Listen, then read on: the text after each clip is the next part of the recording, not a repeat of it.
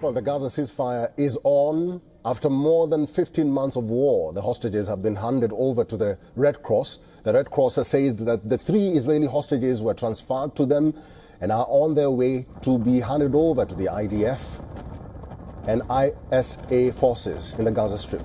The Red Cross said that the 3 Israeli women hostages, 24-year-old Romy Gonen, 28-year-old Emily Damari, and 31-year-old Doron Steinbrecher, are all in good health. The Israeli Prime Minister's office has confirmed that 4 other hostages will be released in 7 days. Israel is freeing 90 Palestinian prisoners. Celebrations have begun across Gaza. Hundreds thronged the streets to celebrate the historic day.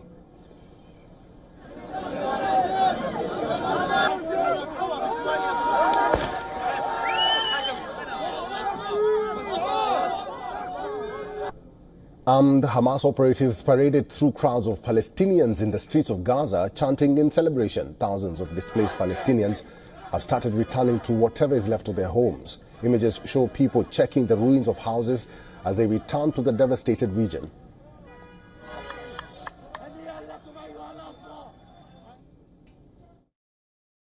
ما توقعناش نكون كل هذا الدمار في رفح. قعدنا يمكن 20 سنة واحنا بنبني في بيتنا. في لحظة يروح هيك حرام.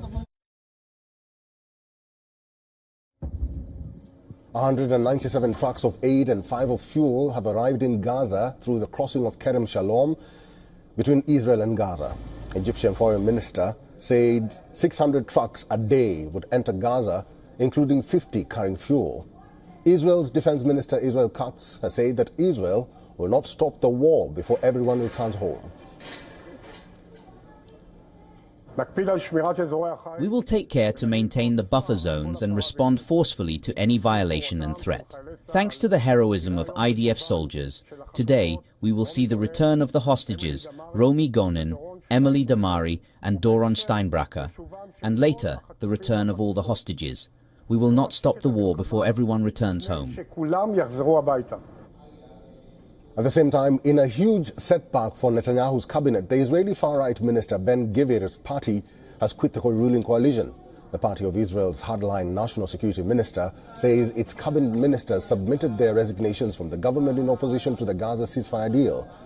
With the departure of the Jewish Power Party, Netanyahu's government now has 62 parliamentary seats in the 120-seat Knesset. While it does not affect the ceasefire, it does destabilize the coalition. Far-right Israeli Finance Minister Bezalel Smotrich has also threatened to quit the coalition government if Israel stops the war against Hamas. Smotrich heads the nationalist Religious Zionism Party that is part of Prime Minister Benjamin Netanyahu's government.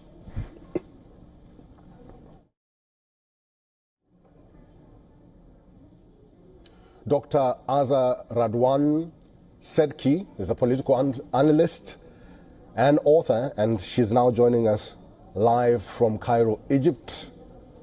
Dr. Azza, good to see you, and thank you very much for making time for us. The ceasefire has begun in Gaza. There is a lot of celebrations from both sides. We're seeing celebrations in Gaza, and we are also seeing celebrations in Israel. The hostages will be released in a short while from now. I don't know if you've been able to gauge the behavior of both sides, that is Israel and Gaza, so far. Definitely the Palestinians are euphoric.